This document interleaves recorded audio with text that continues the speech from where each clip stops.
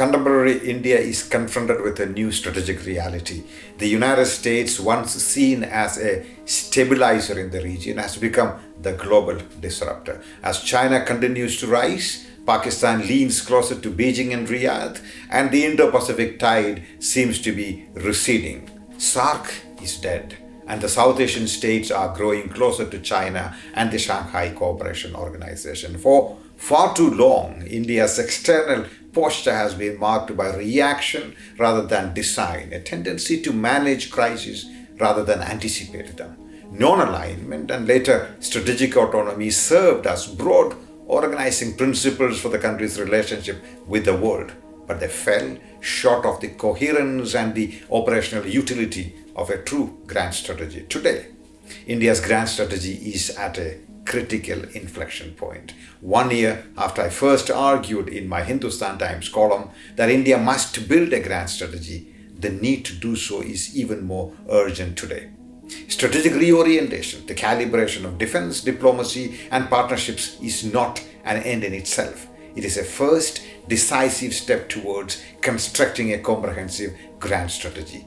By reassessing procurement and innovation, refining multi-alignment, pursuing targeted defense agreements, exploring new dialogues with NATO, rethinking the Quad, and institutionalizing agile diplomacy through special envoys, India can move from reactive policies to purposeful, forward-looking planning and action. Each of these measures that I just outlined, individually and collectively, lays the groundwork for a grand strategy that aligns India's objectives, capabilities, and opportunities, allowing it to prepare for crisis before they arise and shape the international environment rather than simply respond to it.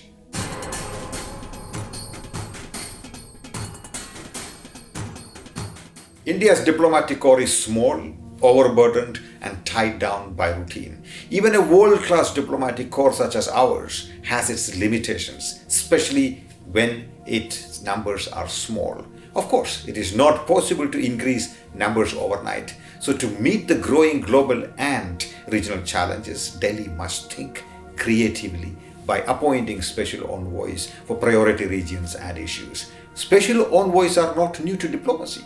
From ancient emissaries to G7 Sherpas in the 1970s, governments have long used envoys for flexible, targeted missions. The value of special envoys lies in agility, tailor-made mandates, freedom from routine bureaucratic procedures, and direct links to the top leadership. China, for instance, has mastered this approach, as have the Americans and Europeans. Different styles, but one common lesson. Special envoys can amplify diplomatic reach. India itself has experimented with special envoys, whether for Kashmir talks, climate change negotiations, or as Sherpas for G20 and BRICS summits. S.K. Lamba, for instance, was Indian Prime Minister's special envoy on Pakistan and Afghanistan, and Ambassador Rakesh Sood was a special envoy of the Prime Minister for disarmament and non-proliferation. But these efforts have been sporadic. For India, potential appointments could include envoys for the Indo-Pacific, the Middle East, AFPAC, and emerging technologies, each acting as diplomatic troubleshooters. Resident ambassadors, however good they are no longer enough for Delhi's global outreach. Delhi must also shed its over-reliance on the terrorism narrative. While Pakistan origin terrorism continues to threaten India, as we saw a few months ago, the world has largely moved on. Few countries see it as their fight. Precious diplomatic capital should no longer be spent trying to build a global consensus on an issue which has no real takers. Our fight against terrorism is ours alone, at least for now.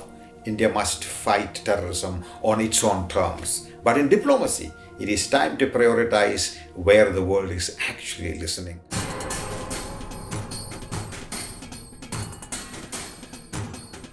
India's national security rests on its ability to innovate and equip its armed forces. Yet, our defense procurement remains entangled in red tape. The result? A system where innovation is throttled and private players with proven infrastructure remain underutilized, and armed forces are unable to be in possession of the latest systems.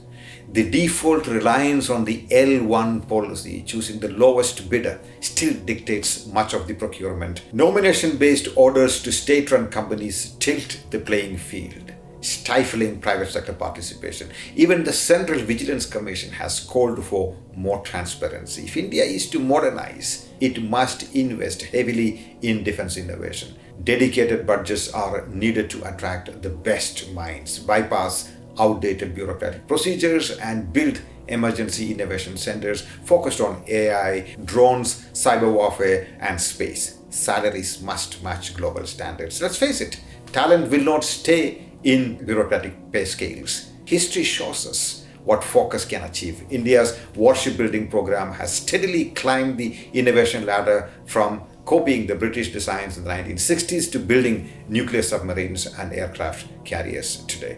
But elsewhere, our approach has been ad hoc. From the Marut jet fighter in the 1950s to the integrated guided missile development program in the 1980s, India has launched bold projects, yet most fail to meet frontline needs. The armed forces continue to import fighters, submarines, tanks, even basic rifles. We must ask why.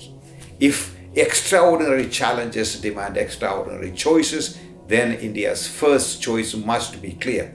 Abandon outdated procurement habits, unleash private innovation, and build a system where the best ideas, not the lowest bidders, shape our national defense.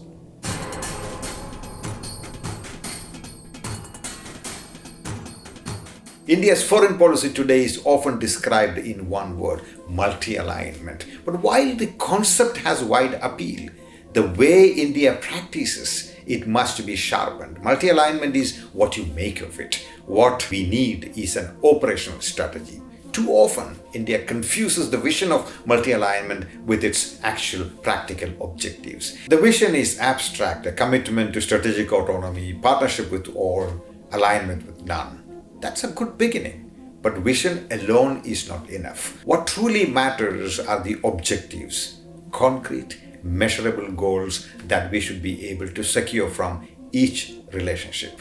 Access to advanced technology, resilient supply chains, energy security, counter-terrorism partnerships, defense co-production, and a stronger voice in global governance. We like a multipolar world, but what do we want to do with that? For India, multipolarity is more than recognition of a power redistribution. It is a strategic opportunity. Each pole of power offers something vital.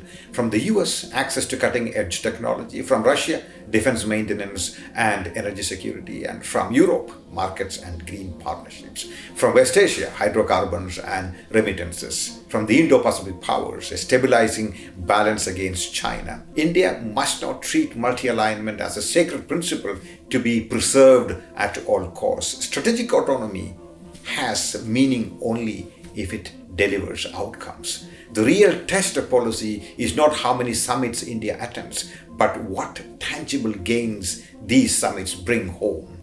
In this sense, multi-alignment should not be the end goal, it should be the method, a tool to secure India's rise in an uncertain world.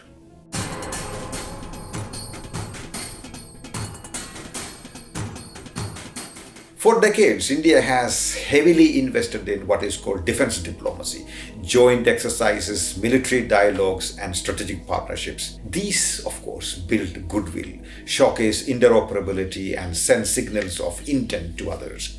But there is one problem: they rarely matter in moments of crisis. When the stakes are high and strategic contingencies arise, exercises and declarations don't come to India's aid. They were designed for peacetime, not for emergencies. Let's be honest, their utility is limited. This raises a fundamental question. Should Delhi continue relying on broad partnerships that sound impressive but offer little when it matters the most? Or should it move towards more targeted, objectives-based defense agreements? India must explore results-oriented arrangements, limited but impactful deals that guarantee outcomes. With France, for example, this could mean deeper defense technology transfer or joint production. With Australia, it could be collaboration in maritime logistics to enhance operational capability. A rising India cannot, my point is, afford to have symbolic partnerships alone. What it needs are purposeful defense agreements, agreements that deliver in war, in conflict, not just in peace.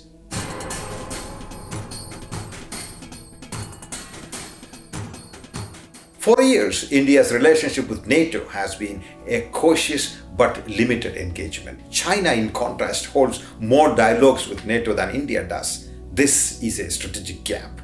NATO, for all its internal divisions and current difficulties, remains the most powerful military alliance in the world. Its voice carries weight and its collective capabilities are unmatched. To ignore NATO is to miss an opportunity. Boris Rouge, NATO's Assistant Secretary General for Political Affairs and Security Policy, wrote in India's World magazine recently that the then Secretary General Jens Stoltenberg advocated a stepped-up dialogue with India. He recognized India at the forefront of many shared security challenges, from maritime security to counterterrorism, and praised its commitment to upholding the rules-based order. 4 years later, NATO Secretary General Mark Rutte echoes the same view. In a world where emerging threats like cyber attacks and AI-enabled warfare know no borders, NATO sees India as a crucial security actor. Thus, a dialogue with NATO is increasingly logical and urgent. The point is not for India to sign formal treaties or binding commitments with NATO, but initiating a strategic dialogue would allow India to exchange insights, explore cooperation during crises, and build bridges between the Euro-Atlantic and Indo-Pacific regions. The agenda could be modest but meaningful. Cybersecurity, counterterrorism, maritime domain awareness, humanitarian assistance, even climate security linkages between the two.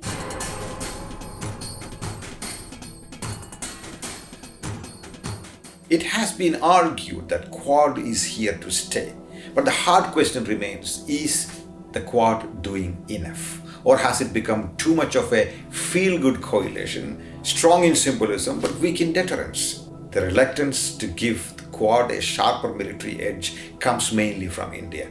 Strategic autonomy has long been Delhi's guiding principle, born out of its mistrust of alliances and reinforced by the experience of non-alignment. Yet history shows that India has not hesitated to lean on external powers when stakes demanded it. Nehru sought US military aid in 1962, Shastri explored nuclear umbrellas in the 1960s, Indira Gandhi signed a de facto defense pact with Moscow in 1971. These choices were pragmatic, not ideological. That pragmatism is needed today. China's 2020 Ladakh aggression exposed the Quad's limits. Beijing calculated, perhaps rightly so, that India's partners would not impose unbearable costs on it. India's hesitancy to militarize the Quad only reinforced that perception. If deterrence is to work, the Quad must signal unity, not just in vision but in capability. Hard power exercised together is what will make Beijing think twice. Folks, the stakes are high. A structural shift in the Indo-Pacific is underway. As largest states scale up their defenses, India must decide, will the Quad remain a talk shop, or will it evolve into a coalition that can truly shape the balance of power in the region? The answer will define not just the Quad, but India's security in the years ahead. In short, a strategic reorientation is the first layer of building a grand strategy that will guide India in a world of uncertainty, competition, and opportunity.